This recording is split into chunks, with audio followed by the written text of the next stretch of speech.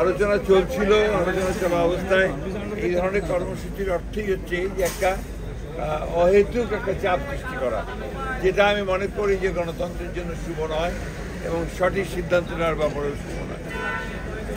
আমাদের সেক্রেটারি বলছেন যে আলোচনা টেবিলে সমাধান হচ্ছে না এবং সেই সাথে তিনি বলছেন যে আপনার যেহেতু হচ্ছে না তাই তারা আসলে এই ধরনের কর্মসূচি এইভাবে রাজপথে আসলে সমাধান হয়ে যাবে। আমার পাল্টা প্রশ্ন যে রাজপথে আসলে কি সমাধান হয়ে যাবে? আমরা এখন পর্যন্ত সবচেয়ে বড় রাজনৈতিক দল, এ ব্যাপারে কোনো সন্দেহ নেই। আমরা কিন্তু এখন পর্যন্ত কোনো ইস্যুতে এই আফটার দিস চেঞ্জ, এই পরিবর্তনের পরে কিন্তু আমরা কোনো ইস্যুতেই রাজপথে আসি। আমরা আলোচনার মাধ্যমেই সমস্ত কিছু সমাধান করতে চাচ্ছি। আমার বিশ্বাস এটা আলোচনার মাধ্যমে শেষ হবে।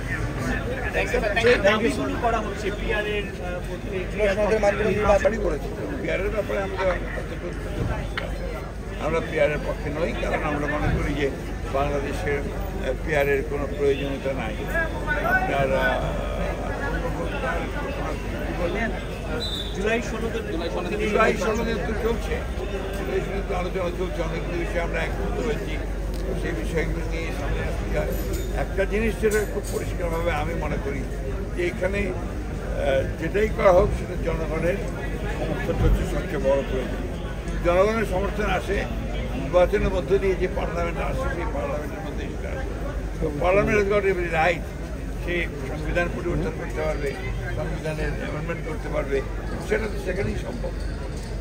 তাদের মধ্যে আরেকটা খুব পরিষ্কার করে আগেও বলেছি, এখনও বলছি যে আমরা কোনো রাজনৈতিক দলকে নিশ্চিত করার পক্ষে নেই। ইনশাআল্লাহ খুব শীঘ্রই।